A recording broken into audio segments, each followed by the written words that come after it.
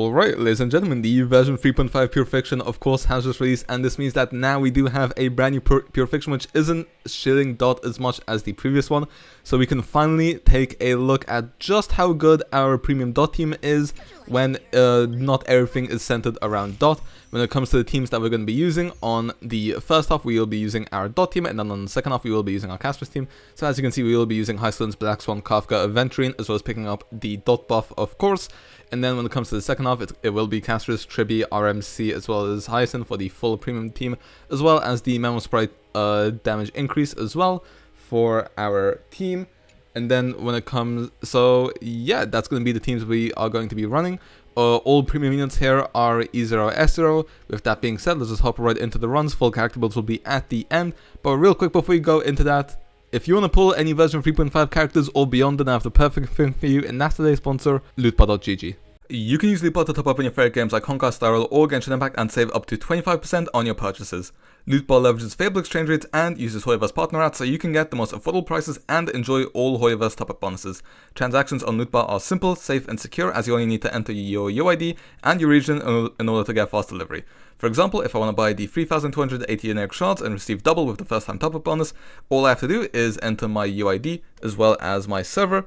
And then if I go to top up now, they typically arrive in less than a minute. And creators like Ride and Shotgun, To That Time, and Mordex Tryhard are all also collaborating with Lootbar, so they are trustworthy. And they also have some very good reviews on Trustpilot, and I just use them myself so I can vouch for the authenticity, speed, and security. New users can also get an extra 10% off, so be sure to check out Lootbar with the link in the description. Thank you to Lootbar, and back to the video. Alright, well then, here we are on the first half with our dot team up against Bronya. Okay, I nearly started the battle there before using all of our techniques. That would have been slightly awkward.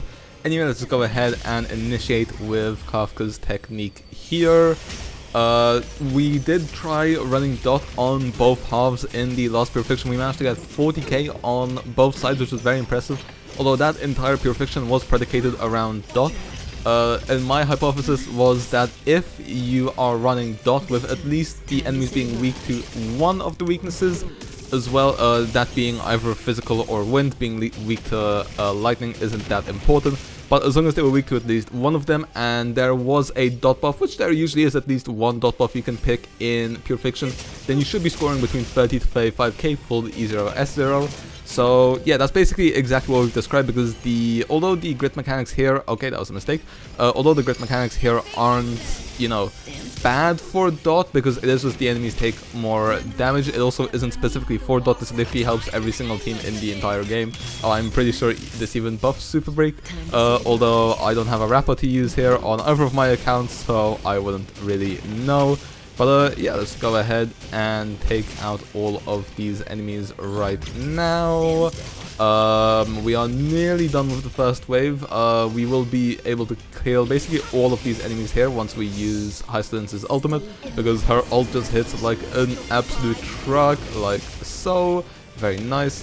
And okay, that's basically, we only need to take down 2 more enemies, I think. So let's just go ahead and use Kafka's ult. That should take out this entire wave and then spawn in the next lot of enemies. But yeah, like I said, I'm expecting between 30 to 35k here. If they were weak to both wind and physical, then I'd say probably around 35k, but without that, then I'd say 30k is a safe guess. I mean, physical is the more important weakness, because HYSILENS does, yeah, HYSILENS, I was about to say HYSILENS, I keep mixing them up, bro.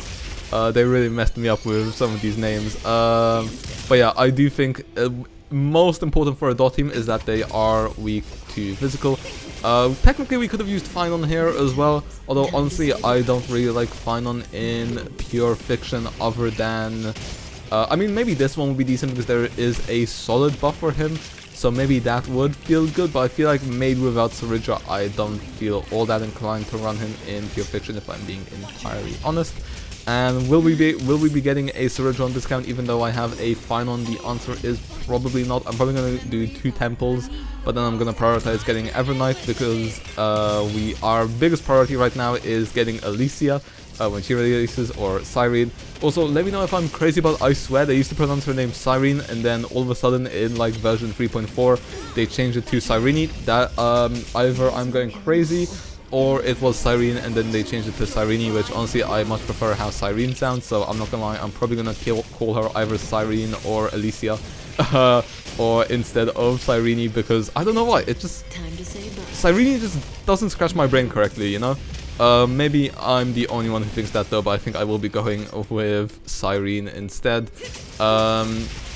It's just, I swear it used to be Cyrene.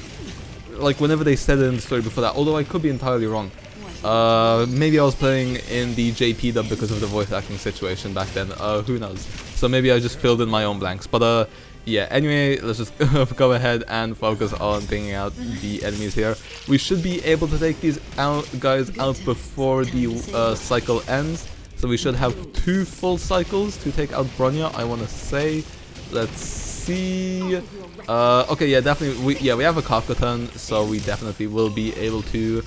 I do wish that follow-up attack hit the main enemy because I don't want to waste a Kafka turn. Okay, perfect. We don't have to waste a Kafka turn. And that is amazing. So we can just go ahead and load up fully into Bronya. We definitely should be scoring 30k here. You know, in Pure Fiction, as long as one of your teams is scoring 30 to 35k, then you should be fine because you should have a team which can score at least 25 to 30k. And the great thing about both the Dot team as well as the Castor's team, which is why I think they are some of the best people for Pure Fiction, is that not only are they great in Pure Fiction, but they're literally good in all 3 of the endgame modes, especially Memory of Chaos. So yeah, you know, some erudition units are a bit more focused on Pure Fiction. Well, that's more so back in the day. Nowadays, Anexa and Hertha are also really good in the other endgame modes, depending on the buffs and the enemy lineups. But you know, back in the day, someone like Argenti was basically just good in Pure Fiction and not really that good anywhere else after the first 2 versions of his release, basically. So yeah, I do think these are 2 very good, just general DPSs. It definitely does feel like Akron when she first came out, where she would just destroy every single endgame mode. So yeah, that's why the Dot team as well as the Castor's team are probably my 2 favorite teams in the game right now. I do also really like the Finon team as well. And then of course the great thing is that the Dot team literally does not steal any supports from any other archetype in the game, basically. I mean, even if you think about, say, a Finon team, and if you want to play a Galaya or Mighty or Blade or Jingliu on your other half, then you can't because they both won Sunday. Or if you're playing Castorous and you want to use a Tribbie, that means you can't use Tribbie on, say, Saber, Mighty, Blade, Jingliu, so yeah, or Hyacine as well for that fact. So that's what I do think is the great thing about Dot. There is basically no team overlap. I mean, there isn't that much if you're using like a Castorous and a Finon, but then also the premium teams are quite expensive, especially with Saridra coming out for Finon and Evernight possibly being a support for Castorous, unless they make her a Castorous replacement, which I highly doubt. So yeah, we're probably looking at 2 more.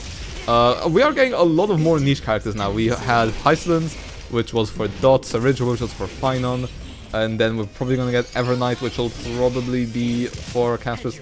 Then we're getting, to be fair, Dunhung will be a preservation unit, so he will be more universal, although I would be surprised if he didn't work better with Finon. Like, I do think he will probably have some extra synergy with Finon. Would be nice if he worked well with Akron as well. I would personally really like that. I do feel like Akron does slightly suffer from not having a dedicated sustainer. But anyway, we have been slightly slower in the 3rd wave than we have been the 2nd. We should be able to get, I mean, we definitely will be able to get off another Kafka ult. It's just I don't think we'll be able to get another one off after this, unfortunately. I don't think 35k is on the cards, but I think at least we definitely can get a bit more here. Let's go ahead and use our skill as well as our ult on our Black Swan, and okay, yeah, 33k. Now, unfortunately, the enemies won't go again.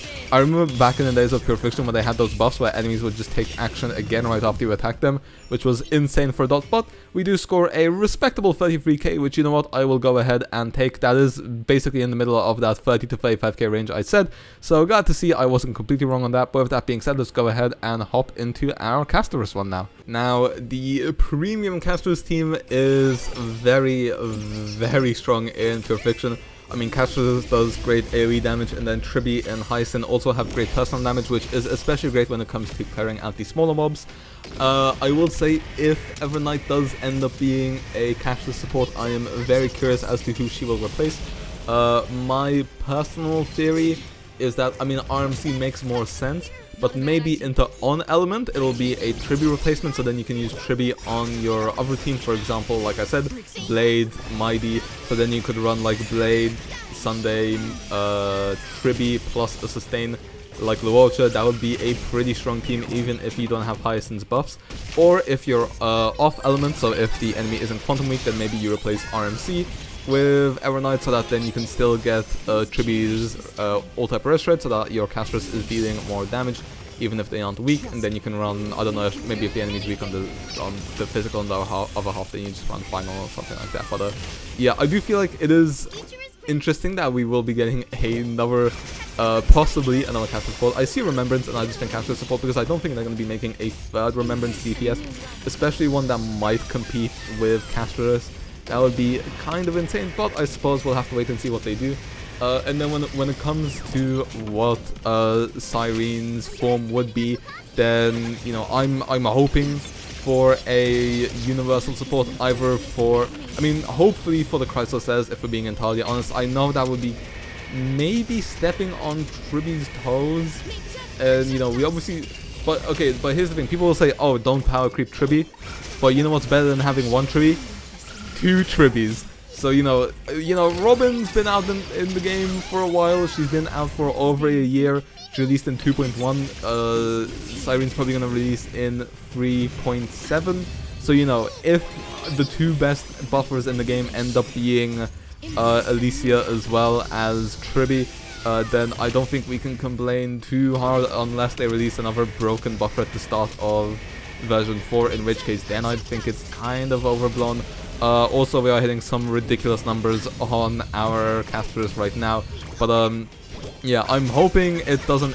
She does. I mean, I wouldn't mind if she's a dedicated final support, but then we're also getting Sarija, and I don't know if I want 2 dedicated final supports coming out so soon after each other, especially when there are so many good units for him. Like, you know, someone like Castorous, although she did receive a lot of dedicated support, she is.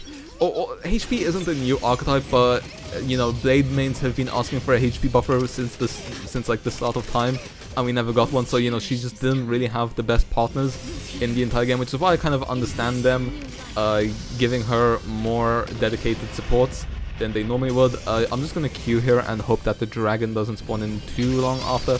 Okay, never mind. Okay, maybe. Okay, yeah, maybe I messed up there. Maybe I should just detonated the dragon anyway, or just not used it. Maybe that actually that probably would have been the smart idea. So we are messing up here slightly. So I don't think we're gonna be able to get 40k on this off, or maybe we still will be able to. We'll have to go ahead and see. I mean, we still have like a whole Neverwing attack. I mean, okay. We get to deal nearly 1 million with our Castorous here, and then although that also does once again mess up our rotations because Castorous does contribute a lot of new bud generation, so that actually wasn't very ideal, but oh well, what can we do? Let's go ahead and refresh our skill on our Tribbie as well, and then go ahead and use some of our ults. But we have already dealt 22% of his 23% of his H-bar. So you know what, this is actually a decent start. We're just gonna go ahead and scale there on our RMC so that we can get a bit more charge towards Mem as well as new bud generation, and then go ahead and alter. So yeah, we will have 2 more cycles to deal 77% of the Flame Raven's HP bar.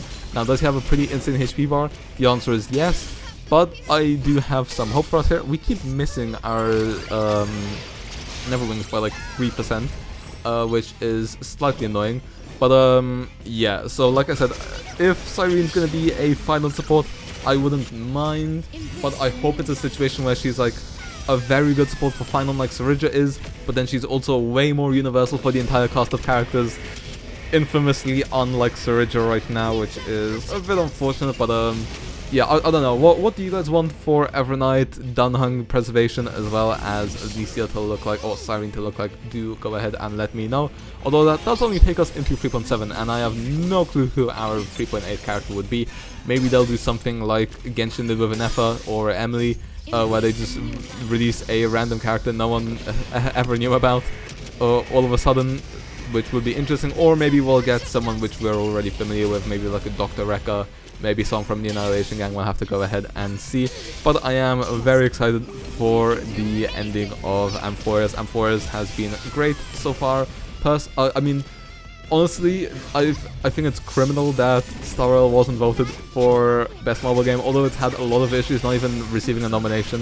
When, I mean, I personally, obviously biased HSR fan, but I do think that honestly Final's trailer, you know, when, you know, you guys have probably seen, but you know, the one where all the Chrysosers are dying around and stuff like that, honestly that was probably more hype than anything that has come out in the popular gacha sphere for a while, at least from the games that, you know, I see often, you know.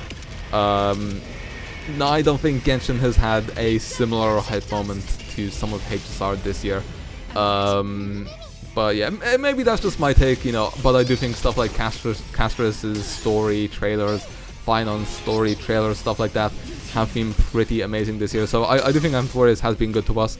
Although I will say the one reoccurring issue with almost every single patch in Aventurine, other than, you know, people's arguments about how strong power creep is in the game, is please give us one more event.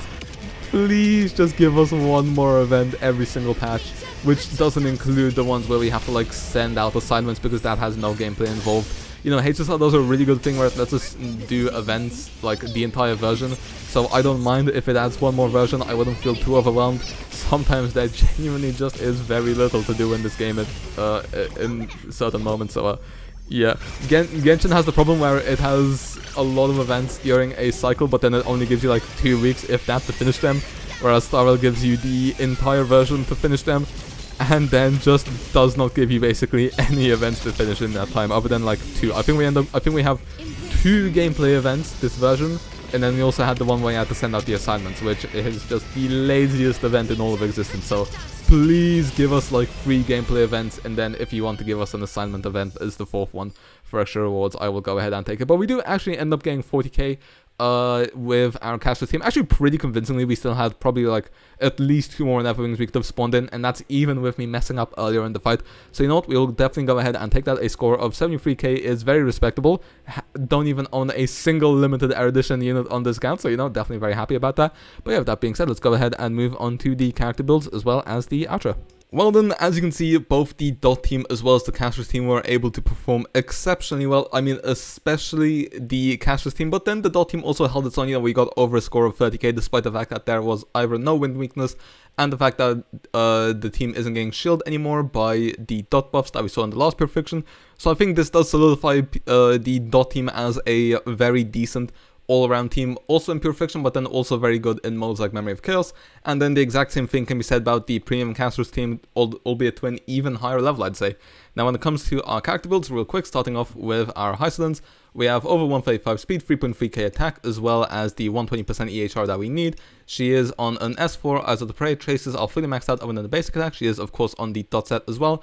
Just making sure we hit our speed threshold of 134 as well as our effect hit rate of 125, and then stacking on as much attack as we can.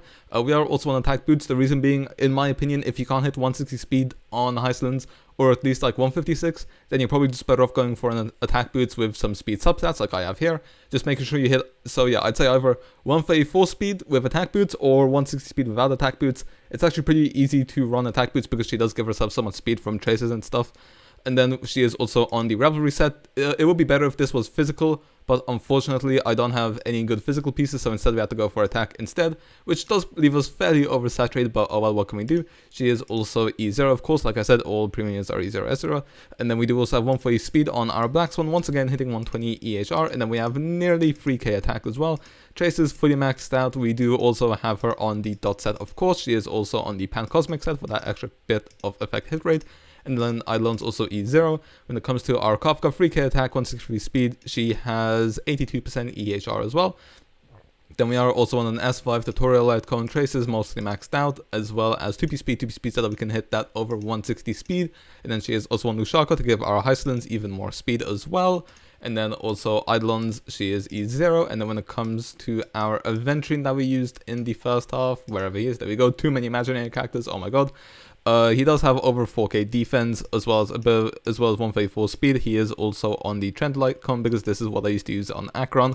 Traces maxed out, and then he is also on the Knight of Purity set as well as Broken Keel, which doesn't affect this team. He'd actually be better off on Nushaka here, but I just couldn't be asked to change his build around, as you can probably tell.